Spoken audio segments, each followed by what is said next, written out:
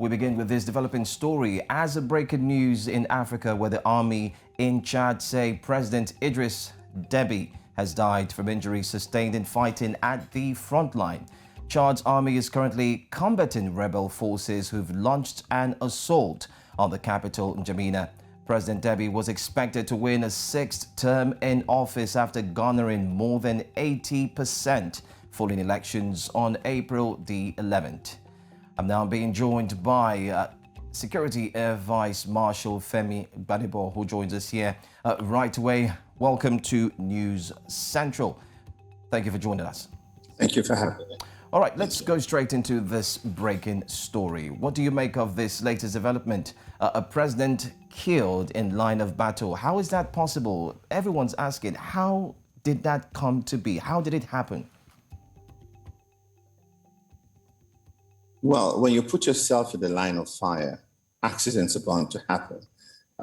If you notice in the last 6 months, Idriss Deby has tried to put himself forward as a kind of super general, even though he's retired from the military, but he has been going to the front, he's been leading campaigns, and there have been even cases where he was trying to rubbish the Nigerian troops because he was able to push back the rebel forces in his country.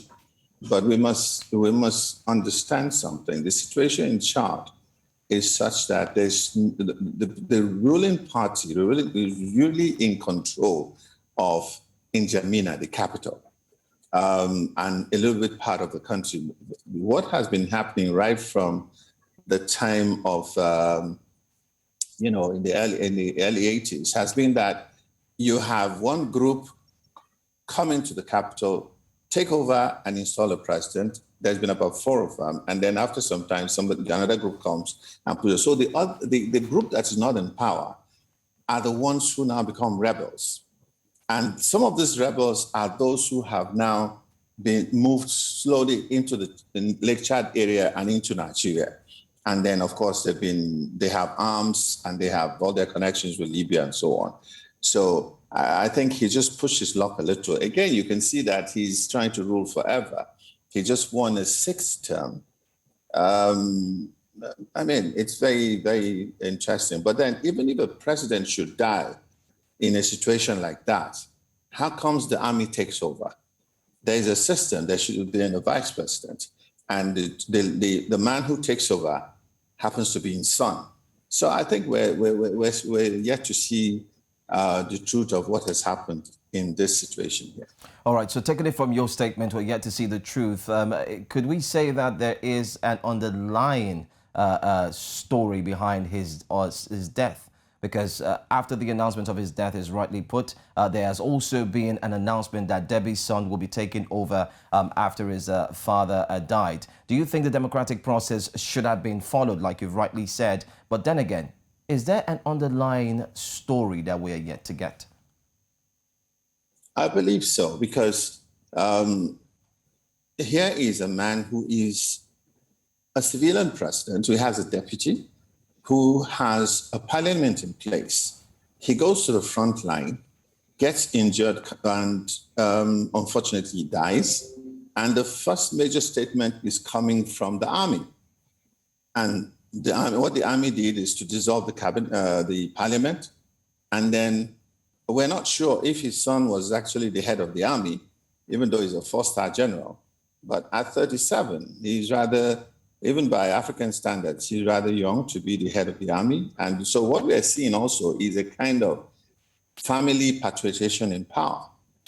I mean, the typical announcement, they're going to be in office for 18 months, but that's how this whole thing starts. And then you begin to see elongation and one thing or the other coming up at the end of the day.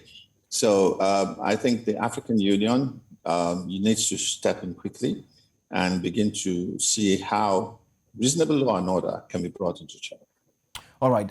Just a few days ago, we were told, of course, at the polls that he is doing quite well to remain as the president. Also, the army came out to say that they have successfully defeated the rebels. And now this story comes up saying he was injured while going in the front line. In the first instance, look at everything that's going on. Who do you think we should actually believe? Well, you know, when a man from a military background perpetrates in his office, going for a sixth term, that already is wrong. This is part of what we're saying. The African Union and African leaders need to start talking to themselves. You can't go for a sixth term. If you are running an election after 5 terms, everybody from the head of the Electoral Commission, the head of all the security agencies are installed by you. They're loyal to you. So it is very likely that you would win overwhelmingly, like we have seen him win overwhelmingly. And his plan was to go back to the front, come back, and then declare, he was supposed to come back and make a major broadcast to the people, showing that he had done again. So you see, sometimes these things, they don't tend well for Africa. And we will continue to see all kinds of instability if the other African leaders refuse to stand up and call themselves to order. All right, let me take a break from you now, and let me go straight to Abuja, where we have our Abuja correspondent, Amadine Uyi, who joins us. Amadine, I hope and I believe that you are doing well.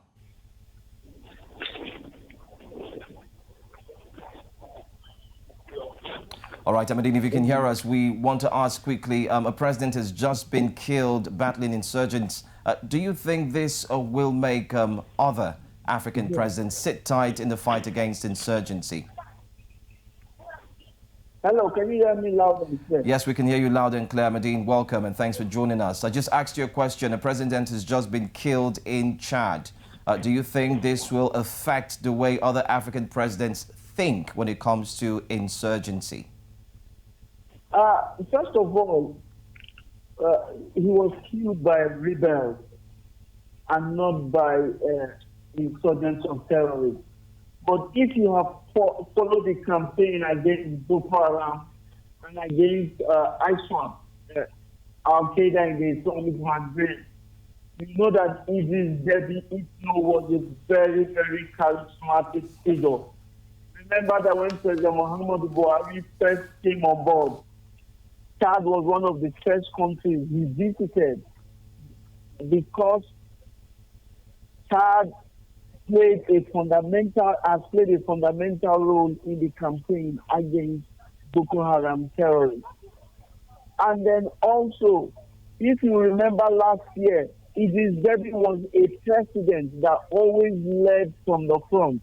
Remember last year when Boko Haram attacked several key facilities in Chad, and he led the onslaught as a president, killing over 1,000 of the terrorists in just one day. So in terms of the campaign against terrorism, Idriss Deby will be sorely missed because he was fundamental. Also remember that most recently he visited Nigeria and talked about the Nigerian president and talked about the war against terrorism, talking about new strategies which have been outlined with the multinational joint task force of which Chad is a key player would apply in crushing the remnants of the terrorists in that area. Interesting. All right, I have to let me move back to retired Air Vice Marshal Femi Gbadebo and ask this question. At 68 years of age, do you think it was the right thing to have done to go to the front lines? Do we still have Air Vice Marshal? Okay, he's no longer with us. So let me quickly take that question to you, Amadine Uyi. At 68 years of age, do you think it was the right time for a president who would gain re-election to go into the front lines? If you follow the lifestyle of Idriss Deby, he was just no ordinary president. He was not one of the presidents that would sit behind and wait for his military to go onto the front line to attack these terrorists. That was the same strategy he deployed in handling the rebel situation in Chad. Idriss Deby was someone that he was always in front.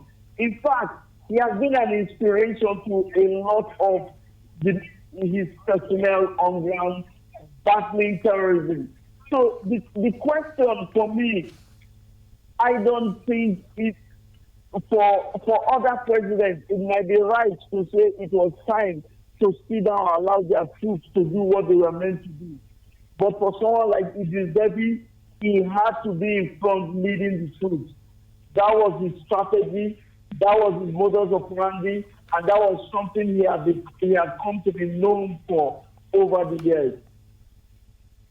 All right, one more question for you, Uyi, before we let you go as well, return to our regular programming. Of course, if you're just joining us, this is News Central TV, and it's breaking news indeed. Uyi, let's ask this last question. His son is said to have taken power, so to say. Questions start to arise that are they actually supposed to do that? Is it a democratic process, or is there something that is underlying, or an underlying factor, or something that is actually ongoing that we do not know about? What's your thought on this? Unfortunately, Idriss Deby was one of those presidents that stayed so long in power. Indeed, the democratic process is the question. He has been president since 1990 till 2021, and he just won another election. So, for the West, who brought democracy, there will be questions, because democracy, you have to allow power to rotate for everybody to be able to contribute their due and their quota.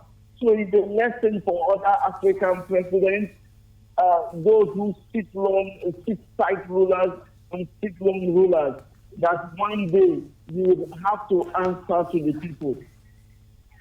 Thank you so much for joining us. Ahmadine Uyi, our correspondent in the Federal Capital Territory, Abuja. Thank you.